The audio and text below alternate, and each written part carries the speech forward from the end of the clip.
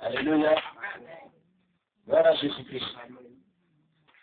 On va s'asseoir. Nous allons adorer le Seigneur Jésus-Christ. Je reconnais que tu peux tout et que jamais terre est possible.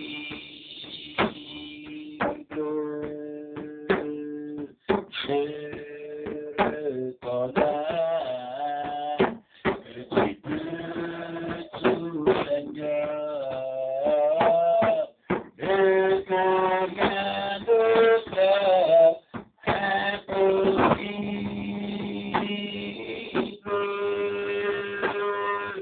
Seigneur, fais ma part, ta gloire. Seigneur, fais ma part, ta gloire. Ta gloire, Seigneur, ta gloire. Seigneur,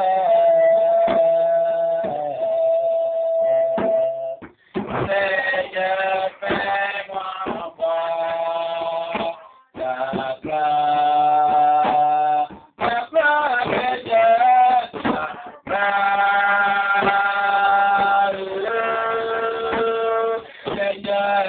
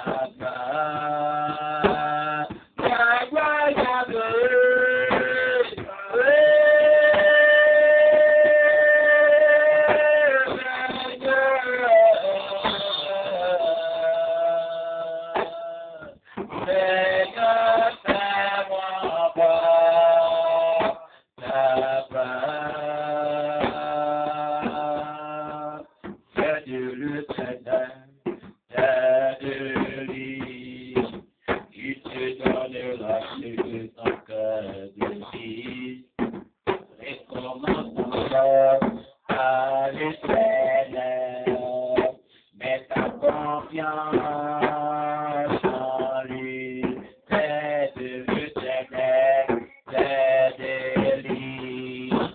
Il te donnera ce que ton cœur désire.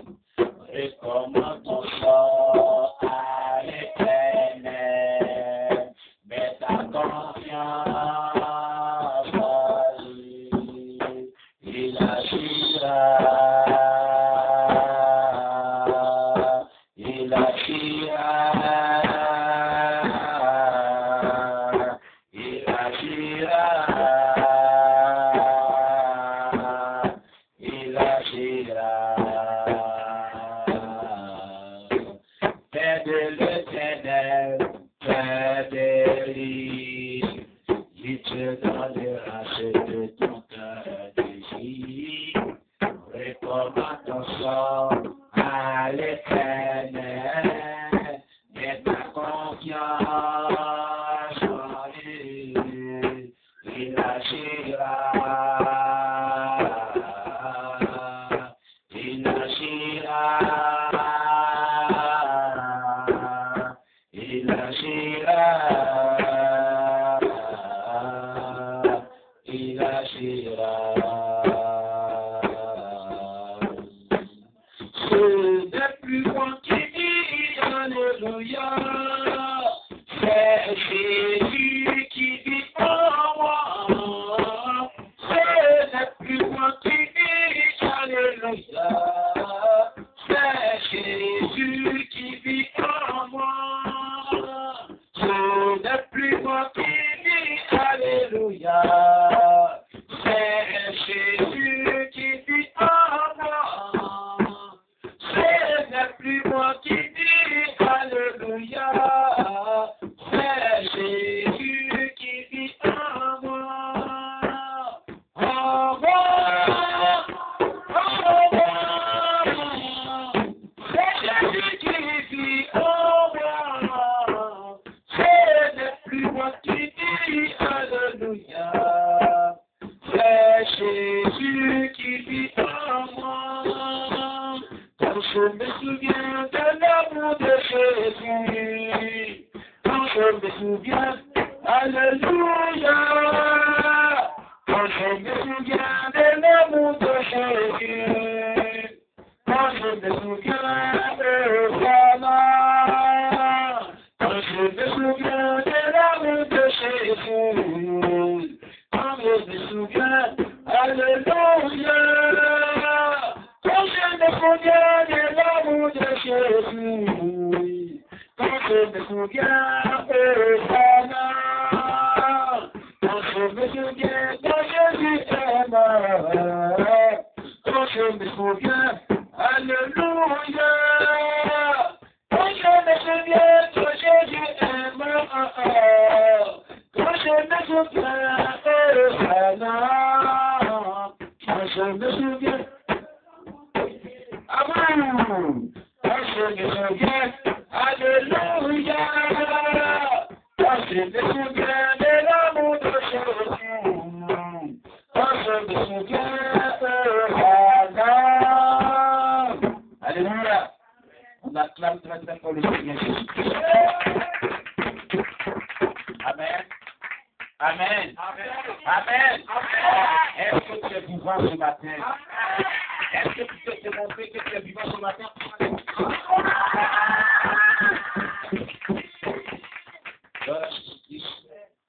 Nous allons prier le Seigneur pour la parole de Dieu. Amen. Pour la parole du Seigneur, nous allons prier le Seigneur. Enfin, les yeux va prier le Seigneur. Notre Dieu, nous te rendons grâce ce matin, car le temps est arrivé pour écouter ta parole, car la Bible dit chaque chose a son temps. Il y a un temps pour toutes choses. Nous t'avons adoré, nous t'avons loué, nous t'avons prié, nous t'avons célébré. Mais le temps que tu nous parles au travers de ce message biblique de ce jour de Pâques, c'est le message que tu voudrais que nous recevons de toi. Nous sommes éternels Dieu à tes pieds et nous ouvrons notre entendement et nous voudrons bien le recevoir pour que ton nom soit béni au nom de Jésus-Christ. Amen. On attend le Seigneur Jésus-Christ. Gloire à Jésus-Christ. Bien-aimé, aujourd'hui, comme on a dit, Dans le début de ce culte, aujourd'hui est jour de Pâques. La Pâques est célébrée à l'honneur du Seigneur qui a triomphé de la mort en ressuscitant des morts. Alléluia. Donc c'est une fête qui nous rappelle la mort, la résurrection de Jésus-Christ à la croix. C'est une victoire pour les chrétiens. Amen. Alléluia. Aujourd'hui, nous ne savons pas célébrer le Seigneur. Nous prenons tout notre argent et nous mettons ça au 1er janvier, 31 1er janvier. Ce n'est pas mauvais de célébrer ce jour, parce que tu nous permets d'avoir un jour de plus et un an de plus qu'ils ont. Alléluia. Mais, celui-là que tu as accepté, qui est mort à la croix pour toi, tu es sacrifié. Le jour où tu es ressuscité, tu dois débourser plus d'argent pour le célébrer quand tu as les moyens. Alléluia. C'est très important. Je vais exhorter les chrétiens à le faire. Les chrétiens ne font pas, regardez, vous voyez partout. Si c'était 1er janvier, vous allez voir partout, des filles partout, puis couler partout. Oh, il y a les chrétiens. Hein? Le diable appelle les chrétiens sur la véritable fête de Dieu. Amen. Dimanche passé, il y a eu quelle fête? Dimanche passé, il y avait quoi? Il y avait Rameau. Certains chrétiens ont célébré la fête de Rameau. Amen. C'est écrit dans la Bible. Et le jour que Jésus rentrait à Jérusalem de manière triomphale, les disciples avaient fait sortir des rameaux. Ils avaient mis ça sur le sol, il a marché, ils ont mis pain, ils ont mis tout, il a marché. Ils étaient heureux de l'accueillir à Jérusalem. Mais la Bible n'en a pas fait comme une fête. La Bible ne dit pas qu'on doit en faire une fête. C'est là encore là une justifiable. Amen. Dans la Bible, il y a 7 fêtes que Dieu nous présente. 7. Les fêtes qu'on doit célébrer, les chrétiens doivent célébrer, il y en a jusqu'à 7 fêtes. Prenez d'autres. Nous dites toujours de venir à l'église avec les blocs d'or pour prendre d'autres. Il y a 7 fêtes que Dieu nous présente dans la Bible que nous devons les célébrer. 7 fêtes qui sont identifiées par Dieu, qui sont bibliques. Amen. Premièrement, il y a la fête de la Pâque. C'est la première fête que Dieu nous considère. Deuxièmement, il y a la fête des pains sans levain. Troisièmement, il y a la fête des prémices. Quatrièmement, non, oui. Quatrièmement, il y a la fête de la Pentecôte. Cinquièmement, il y a la fête des trompettes. Sixièmement, il y a la fête du jour d'expiation. Septièmement, il y a la fête des tabernacles. Voici les fêtes que Dieu veut que nous observons, qui sont écrites dans la Bible, dans le livre de Lévitique. Amen. Dans le livre de Lévitique, chapitre 23, verset 4. Dans le livre de Lévitique, chapitre 23, verset 4, voici ce qui est écrit. Voici les fêtes de l'Éternel, les 5 convocations que vous publierez à leur temps fixé. Et à la suite, on cite tous ces fêtes. Lévitique, chapitre 23, verset 4. La Bible dit, voici les fêtes de l'Éternel. Les 5 convocations que vous publierez à leur temps fixé. Amen. Voilà Jésus. Il y a trop de va-et-vient. Et puis les personnes disent pourquoi. Amen. Il faut dire à tous ceux qui sont là-bas de venir prendre les places. La Bible dit que chaque chose a son temps.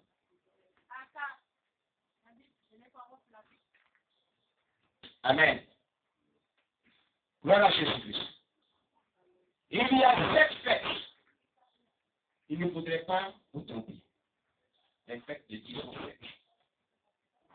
Les 7 fêtes là qu'on trouve dans le Lévitique chapitre 23. À partir du verset 4. Nous venons de les citer. Amen. Alors, pourquoi on doit faire ces fêtes? Il y a 3 raisons pour lesquelles nous devons faire ces fêtes. Amen. Voilà. L'Éternel ordonne 3 raisons des fêtes, les fêtes qui devaient être observées chaque année par les enfants d'Israël. 3 fois par année, tu célébreras des fêtes à mon honneur. Tu observeras la fête des pains sans levain, qu'on appelle la Pâque. Regardez, la Bible dit que la Pâque, c'est la fête des pains sans levain. La Pâque, c'est la fête des pains sans levain. Est-ce que vous écoutez? La Pâque, c'est la fête des pains sans levain. Pourquoi ce n'est pas la fête des pains avec levure? Et c'est la fête des pains sans levain. Pourquoi? Aujourd'hui, les gens célèbrent la Pâque avec les pains qui contiennent la levure. Ici, nous avons le pain sans levain. Voilà comment il est. Le pain sans levain. C'est écrit dans la Bible. Le pain sans levain. Alléluia. Donc, ce type de pain-là, on peut s'en approprier. Mais pourquoi les églises blâment le fait de ne pas s'en approprier et faire la fête de la Pâque avec le pain avec levure? Pourquoi Dieu a demandé des gens de faire la fête avec le pain sans levain? La levure dans le pain symbolise le péché. Symbolise le péché. Et la fête de la Pâque aussi est célébrée avec le vin non alcoolisé. Le vin que vous voyez ici, là, ne contient pas d'alcool.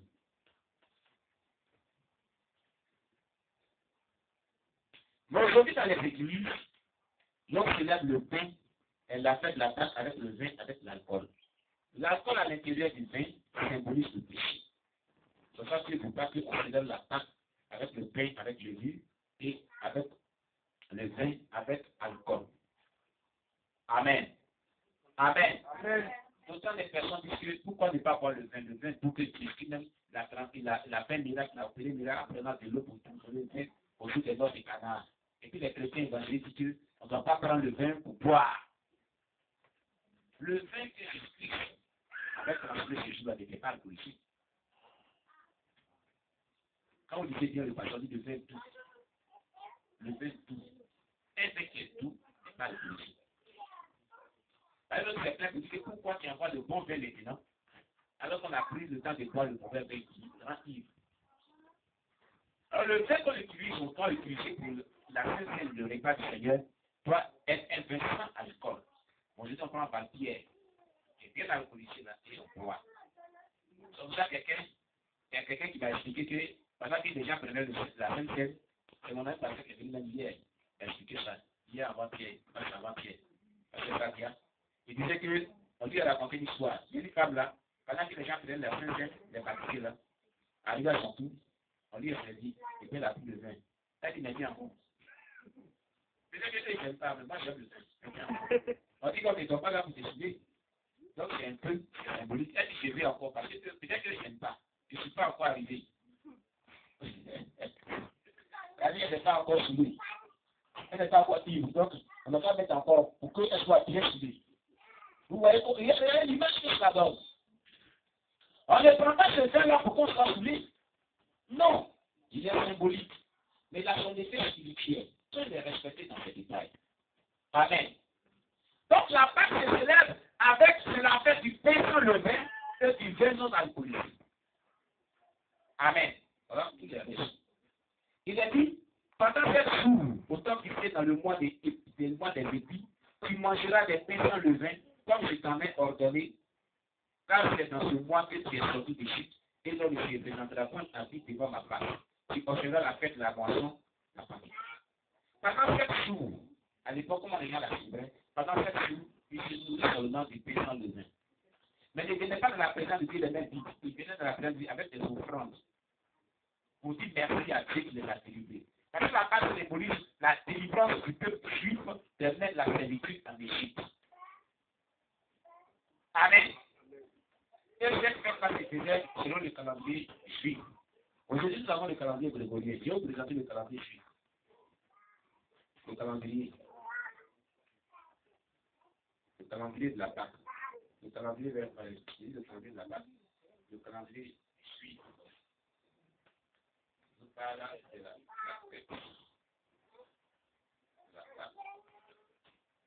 Et dans quel mois il va se lever en temps normal. Amen. Voilà. Ici, nous avons un exemplaire de la charte. Pas typiquement le calendrier, mais un peu. Voilà. Avec chaque des fêtes de l'Éternel, avec les dates. Toutes les fêtes de Dieu avec les dates réelles. Vous voyez l'écrit? Chaque des fêtes de l'Éternel. Cette charte représente une relation approximative entre les calendriers modernes et le calendrier religieux suivant. Voilà. Maintenant, je vais vous dire quelque chose. Vous avez ici mois moderne, avril, mai, juin, juillet, août, septembre, octobre, jusqu'à décembre. Amen. Maintenant, ici, il est écrit, nom en hébreu, le mois où on doit avoir la fête. Le nom en hébreu est Abib ou Nisan. Avril, là, je vais appeler en hébreu Abib ou Nisan. Le mois de Nisan ou le mois de Abib. C'est dans ce mois-là qu'on célèbre la fête des Pâques en Israël, en temps normal. Amen. Et ce mois est le premier mois de l'année.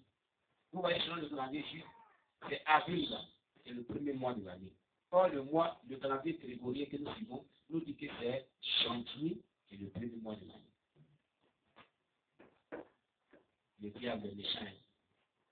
Il a inversé les choses. Amen. Mais en fait, c'est pas pain le vin. C'est dans le premier mois, le mois Nisan ou Abib. C'est là qu'on fait la Pâque.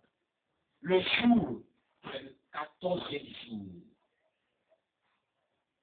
En temps normal, la Pâque, selon les chiffres, ce n'est pas maintenant. C'est le 14 avril qui doit suivre la Pâque. Voilà la vraie vérité sur la Pâque. Alléluia. En temps normal, c'est chaque 14 avril, la Pâque vient célébrer. C'est comme ça depuis la Bible. Les gens la célébrent. Quelqu'un a dit que pourquoi nous on fait cette fête avec moi? Alléluia. En fait, la Bible dit obéit. La Bible dit obéissez aux autorités établies sur vous. Notre autorité gouvernementale, disons, disent que nous suivons les calendriers grégoriens. Vous voyez?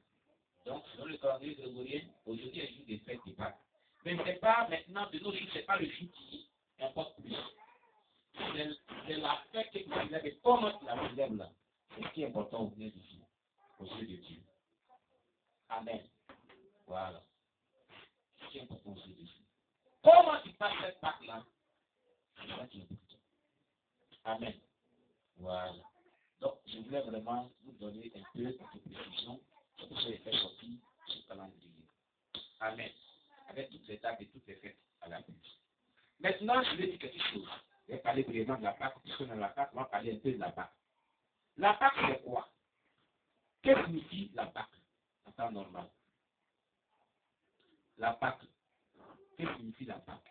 Qu'est-ce que la Pâque? Pourquoi la Pâque? Pourquoi on doit la célébrer? Quel est son effet dans nos vies? Quand on la célèbre comme Dieu le fait. Alléluia. Quand on célèbre la fête des Pâques, selon le nom de Dieu, qu'est-ce qui se passe dans la vie des chrétiens? Alléluia. Je vais un peu introduire. Ce mois-ci, on prend le livre d'Exode chapitre 2, 12. Quelqu'un prend le livre d'Exode chapitre 12. Voilà, Exode chapitre 12, on va sur l'ensemble. Prenez le livre d'Exode chapitre 12, verset 2, 3, 6, 7, 12 et 13. C'est ce verset que je vais lire tout à l'heure. Exode chapitre 12. Je vais lire. Ce mois-ci sera pour vous le premier mois des mois. Il sera pour vous le premier des mois de l'année. Le 10e jour de ce mois, on prendra un agneau pour chaque famille, un agneau pour chaque maison. Vous le garderez jusqu'au 14e jour de ce mois. Et toute l'assemblée d'Israël l'immolera entre les deux soirs. Vous avez dit non? Avril, premier mois, juif, 14e jour. Vous m'avez dit 14e jour. Comme je vous l'ai dit. Vous voyez, c'est écrit dans la Bible, non? Hein? Voilà. Le premier mois de l'année, 14e jour. Il a dit, on prendra de son sang et on en mettra sur les deux poteaux et sur les linteaux de la porte des maisons où on le mangera. Cette nuit-là se passerait dans le pays d'Égypte. J'ai frappé tous les premiers-nés du pays d'Égypte, depuis les hommes jusqu'aux animaux, et j'ai laissé les jumeaux comme tous les dieux de l'Égypte. Je suis l'Éternel. Le soir, vous servira de signe sur les maisons où vous serez, je ferai le sang et je passerai par-dessus vous, et il n'y aura point de la plaie qui vous détruise. Donc je frapperai le pays d'Égypte. Alléluia. Signification de la Pâque. Amen. Voici ce que déclare la Bible. Concernant 400 années auparavant, l'Éternel dit, on prend Genèse chapitre 15, verset 13 à 14. Genèse chapitre 15, verset 13 à 14. Genèse chapitre 15, verset 13 à 14. Voici ce que déclare la Bible. Concernant 400 années auparavant, c'est-à-dire avant que la fête de Pâques ne soit instituée, 400 années derrière ce que tu avais dit à un personnage de la Bible. Amen. Je fais la lecture. Et l'Éternel dit à Abraham, c'est pas Abraham, ça ne s'appelait pas Abraham, ça s'appelait Abraham. Voilà. Et l'Éternel dit à Abraham, sache que tes descendants seront étrangers dans un pays qui ne sera point à eux. Ils y seront asservis et on les opprimera pendant 430 ans. Pendant 430 ans, pardon. Mais je fixerai la nation à laquelle ils seront asservis et ils sortiront ensuite avec de grandes richesses. Qui avait dit cela auparavant à Abraham. Que tes descendants, c'est-à-dire les Juifs, seront dans un pays étranger où seront asservis. On va les maltraiter comme esclaves. Pendant 400 ans. Et quand l'année sera accomplie, moi je viendrai, je vais les délivrer de les mains de ceux qui vont les asservir. Et ils vont sortir de ce pays-là avec de grandes richesses. Donc, la Pâque signifie la délivrance de la servitude. La Pâque signifie la délivrance des mauvais esprits. De nos jours, non pas. Car aussi longtemps qu'un homme est asservi par les démons, aussi longtemps qu'un homme est vraiment lié par les esprits, il est lié à l'unité démoniaque, la personne est liée, est sous le joug des démons, sous la domination des démons. Quand le Saint-Esprit vient, c'est délivre la vie païenne, c'est délivre des péchés, c'est délivre des démons, c'est délivre des puissances ténébreuses, c'est délivre la maladie, c'est guérir. Il faut faire un miracle véritable dans ta vie. C'est la part qui commence comme ça. Alléluia. C'est ça la vraie part.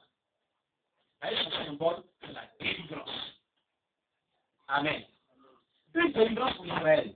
Les 4 siècles ténébreux étaient maintenant passés. Le temps était arrivé pour sortir de l'esclavage, pour recevoir la liberté, d'abandonner la pauvreté pour la richesse, d'échanger l'oppression pour la liberté et de quitter les ténèbres pour entrer dans la lumière. Le Fils serait derrière eux et la terre promise avec son lait et son miel devant eux. Ceci est une merveilleuse image de notre propre salut acquis à travers Christ. Alléluia. Hébreux 2, verset 3. Quelqu'un prend Hébreux chapitre 2, verset 3 pour lui. Hébreux chapitre 2, verset 3.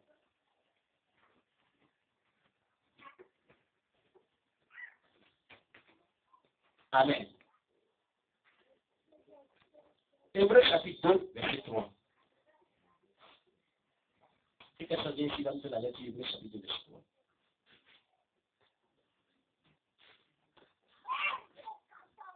Oui. Comment échapperons-nous si nous négligeons un juste salut qui, ayant été premièrement annoncé par les Seigneurs, nous a été confirmé par ceux qui l'avaient entendu. Amen.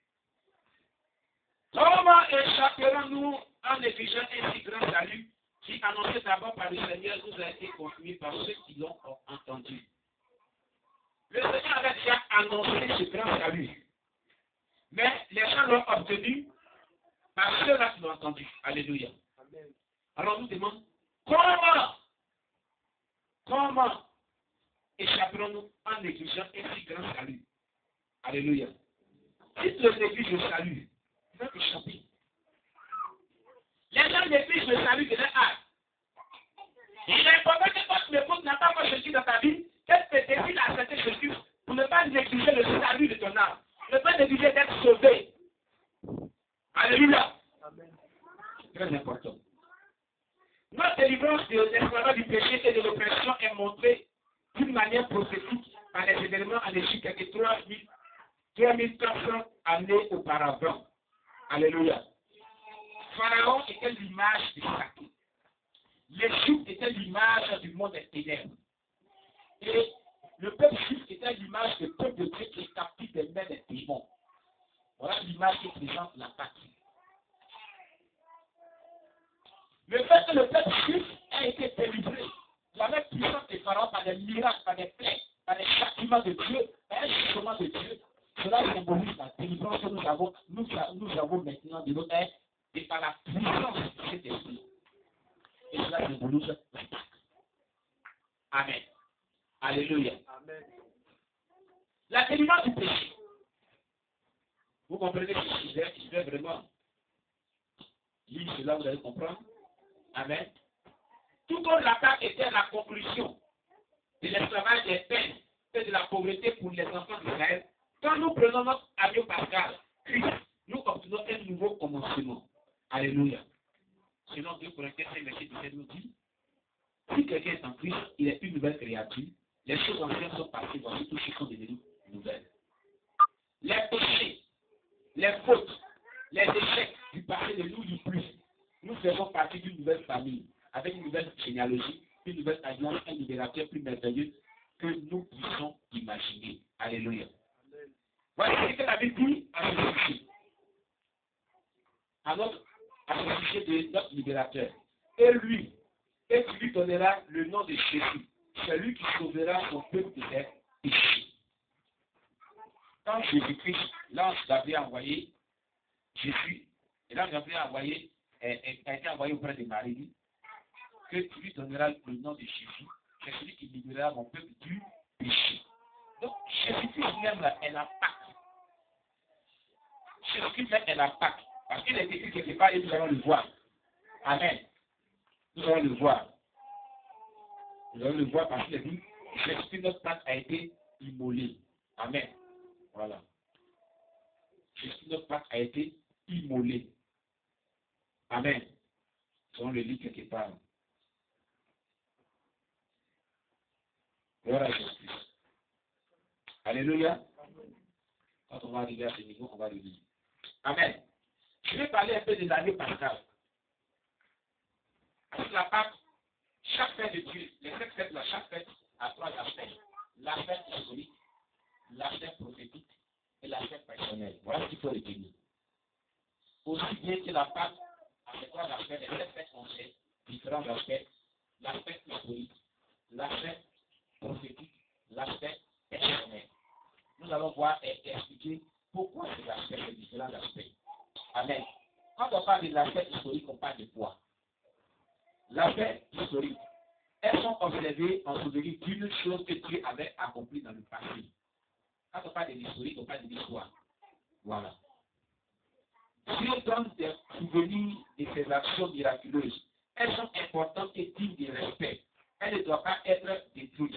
La Pâque se rapporte au passé. Elle nous rappelle les événements attachés à la délivrance du pays d'Égypte. C'est son aspect historique. Amen. Amen. Amen. Alors, alléluia. Amen. Maintenant, son aspect prophétique. Le mot prophétique parle de la prophétie, parle d'un événement à venir. La Pâque a un aspect prophétique. Quel est l'aspect prophétique que dégage comme enseignement la Pâque? Ces faits indiquent une chose que Dieu était en train de faire pour accomplir. Par exemple, Jésus fut crucifié lors de la Pâque, ressuscité des morts lors de la fête des prémices. Alléluia. Et il donna le Saint-Esprit aux disciples 14 jours plus tard lors de la fête de la Pentecôte. Ces événements n'étaient pas des accidents. C'était des moments choisis par Dieu pour accomplir l'aspect prophétique des fêtes. Alléluia. Les aspects prophétiques de la fête de Tabernacle sera réalisé à un moment futur lors de la construction de l'âge de l'Église. Alléluia. Donc l'aspect prophétique de la Pâque symbolisait Jésus qui devait venir. Il a dit que au 14e jour de ce mois, comme on l'a dit, que chaque famille prend un agneau, sans défaut, sans tâche. Alléluia. On va lire le passage biblique pour que vous puissiez bien comprendre. Amen. Gloire à Jésus. Amen. Nous prenons donc Exode. Alléluia. Exode chapitre 12. On reprend Exode chapitre 12.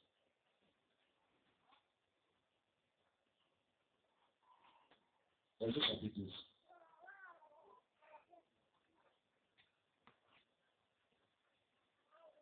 On voit la fin prophétique de la Pâque. Tu l'as dit. Exode chapitre 12. Qu'est-ce que tu l'as dit? La Bible dit ici, l'Éternel dit à Moïse et à Aaron, dans le pays d'Égypte, ce mois-ci sera pour vous le premier des mois, il sera pour vous le premier des mois de l'année. Parlez à toute l'assemblée d'Israël et dites, le 10e jour de ce mois, on prendra un agneau pour chaque famille, un agneau pour chaque maison. Si la maison est trop peu nombreuse, pour un agneau, on le prendra avec son plus proche voisin. Selon le nombre de personnes, vous compterez pour cet agneau d'après ce que chacun peut manger. Ce sera un agneau sans défaut, mâle, âgé d'un an. Vous pouvez prendre un agneau ou un chevreau. Vous voyez? Un agneau sans défaut. C'est-à-dire sans péché. Ça veut dire que ça préfigurait prophétiquement l'agneau immolé à la croix à Jésus-Christ qui était sans défaut. Jésus était sans défaut. Voilà la fin prophétique là-bas. Amen. Est-ce qu'on m'écoute? Alléluia. Amen. Un agneau sans défaut, sans tâche, qui est bien en forme, qui est bien. Jésus-Christ était sans défaut, il était sans péché. Voilà la fin prophétique de la Pâque. Amen. Amen. Voilà. C'est-à-dire que, au moment où on prenait un agneau sans défaut, c'était l'image de Jésus qui allait venir des années plus tard, des siècles plus tard pour mourir à la croix pour nous. Prophétiquement. Est-ce que vous comprenez cela? Amen. On poursuit pour dire. Vous le garderez jusqu'au 14e jour de ce mois, et toute l'assemblée d'Israël immolera entre les deux soirs. On prendra de son sang et on la mettra sur les deux poteaux, sur le linteau de la porte des maisons où on le mangera. Cette même nuit, on en mangera la chair rôtie au feu, on en mangera avec des pains sans levain et des herbes amères. Écoutez très bien. La Pâque se mange avec les pains sans levain.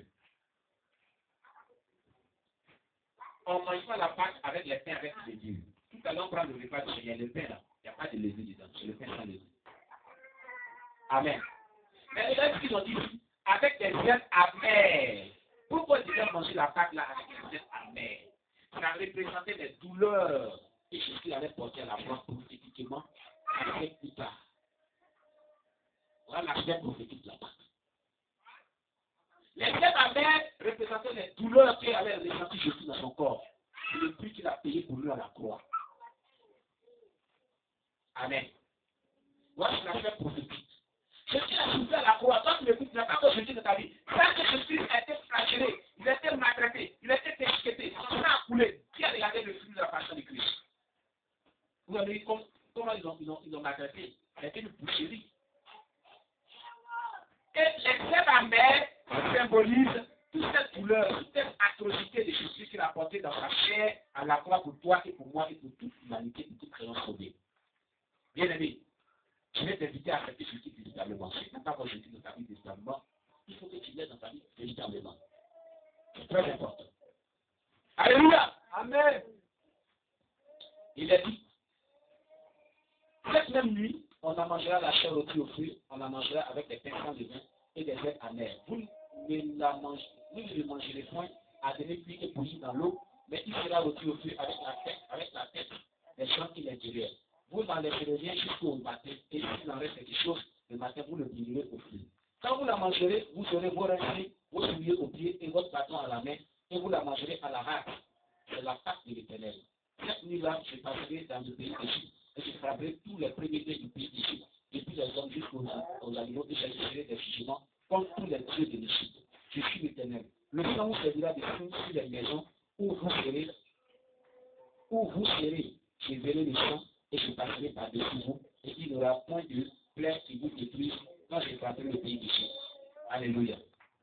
La Bible dit, vous considérez le souvenir de ce jour et vous le célébrez par une fête à l'honneur de l'Éternel. Vous le célébrez comme une loi perpétuelle pour vos descendants.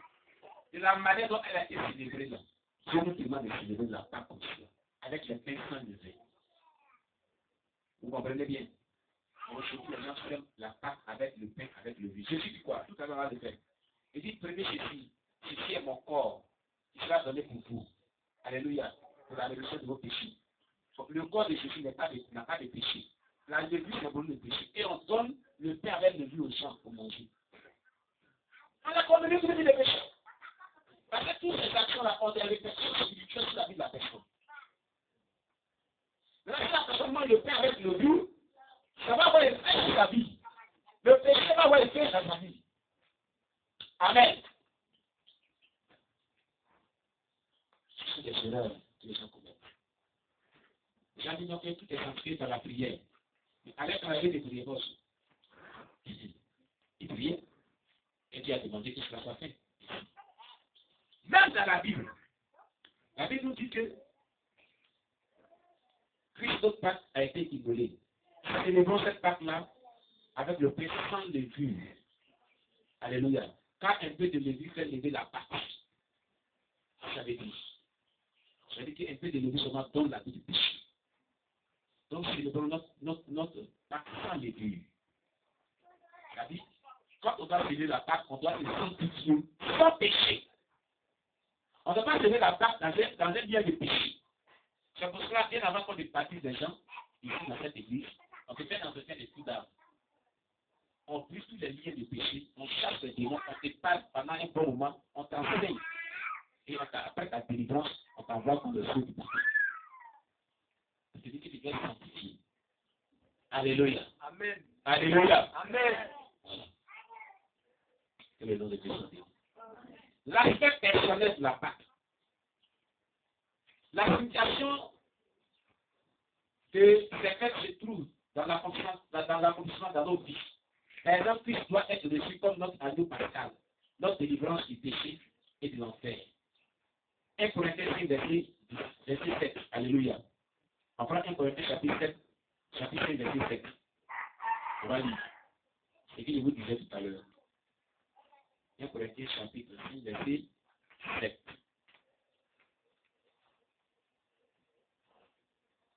On va lire à partir du verset 6 même. Jusqu'au verset 8. Voilà, 1 Corinthiens chapitre 5, verset 6 à 8. Est-ce qu'on a la page? Je veux que tout le monde soit à la page pour qu'on puisse lire ensemble. On ne célèbre pas la fête des Pâques dans un lieu de péché. C'est pas bon.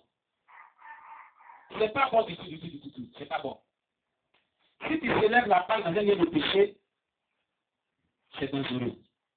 Et tout à l'heure, je vais vous expliquer cela. Ça attire des malédictions.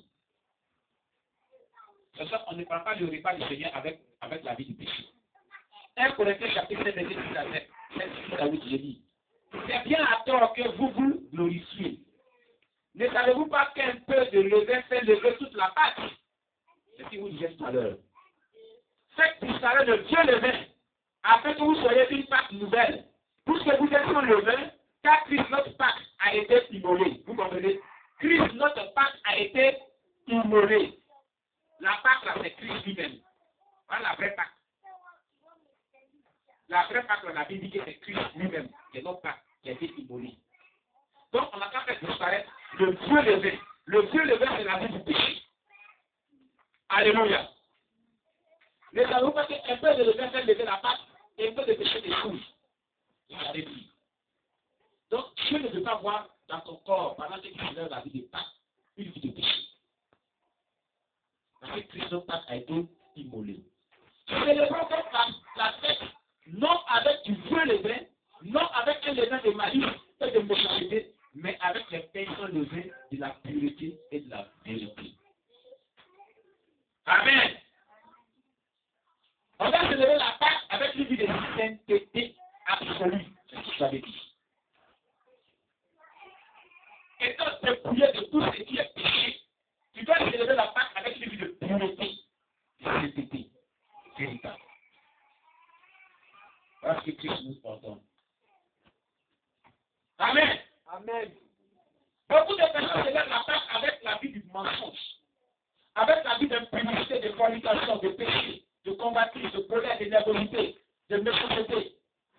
Bien vrai, si tu célèbres la Pâque ici, tu as une malédiction sur ta vie. Ce n'est pas bon. Amen. Amen. Voilà. Nous avons tous besoin d'être baptisés du Saint-Esprit et de faire l'expérience personnelle de la Pentecôte. Jésus n'a jamais envoyer une personne prêcher ou servir sans premièrement lui donner la puissance de son esprit. Alléluia. Voilà. C'est très important. D'avoir le Saint-Esprit pleinement aussi pour le servir. Alléluia. Je veux vraiment vous exhorter, bien aimé, à la fête des Pâques. Il y a un symbole pour nous. Amen. Amen. Nous allons prendre le livre de toujours 1 Corinthiens chapitre, cette fois-ci, chapitre 11,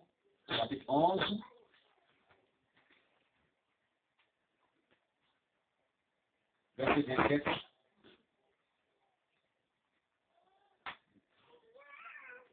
À 32. Verset 27 à 32. Pourquoi on ne doit pas célébrer la Pâque avec le péché de Dieu lui-même? C'est autre chose là. Comme ça, je vais conseiller à certaines personnes qui ont été baptisées, à cause de leur état matrimonial, de ne pas prendre le pain sans le vin, de ne pas prendre le repas du Seigneur.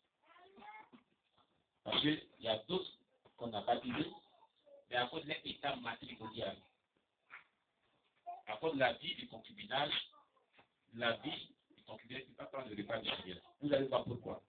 Alléluia. Amen. Amen. La Bible dit, baptisez-les et enseignez-les ce que je vous ai prescrit. On vous est baptisé, on va vous enseigner ce que je vous ai prescrit, qui est important pour vous. Jusqu'à ce que vous mettez votre vie en règle, vous pouvez prendre le repas du Seigneur. Sinon, ce n'est pas bon pour vous-même. C'est pas ça qu'on va lire, vous allez comprendre cela. Amen.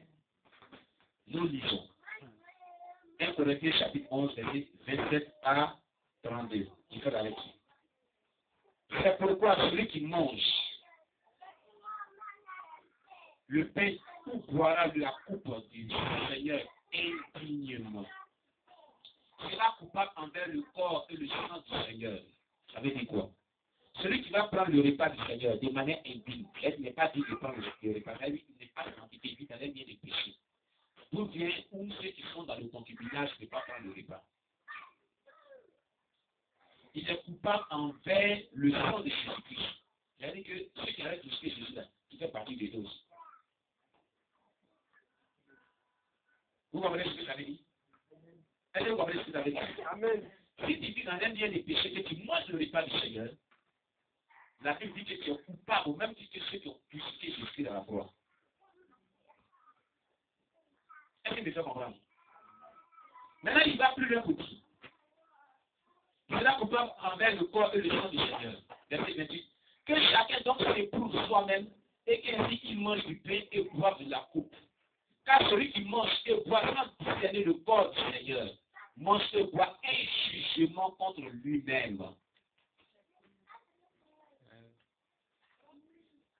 Quand tu vas manger le corps du Seigneur, sans discerner que le corps du Seigneur est sans péché, tu vas manger un jugement contre toi-même, tu te juges toi-même. C'est comme ça que tu es condamné toi-même. Est-ce que les gens comprennent? Amen. Alléluia. Amen. La Bible va plus loin pour vous. C'est pour cela qu'il y a parmi vous beaucoup d'infirmes. Pourquoi? Parce que les gens ont mangé le corps du repas du Seigneur, sans discerner le corps, il y a des infirmités dans les vies, des malédictions, et de malades, et qu'un grand nombre sont morts. On va même voir la mort. Est-ce que vous comprenez bien? C'est à cause de la présence des personnes dans les églises sont malades. On les n'enseigne pas sur le Seigneur, il peut prendre le repas du Seigneur comme ça. C'est rentré sur son corps. Une fois qu'on va prier dessus, ça n'a plus l'aspect d'un père qui sont priés comme ça. Ça révèle spirituellement l'aspect du corps du Christ. Et ça révèle spirituellement le sang de Jésus-Christ. Si tu manges ça pendant que tu vis dans le péché, tu te condamnes. Des maladies vont t'atteindre, des malédictions vont t'atteindre. Et si tu ne fais pas attention, la mort, c'est ce qui est écrit. Voilà ce qui est écrit. Alléluia. C'est pas ce qui est écrit. Si nous nous jugeons nous-mêmes,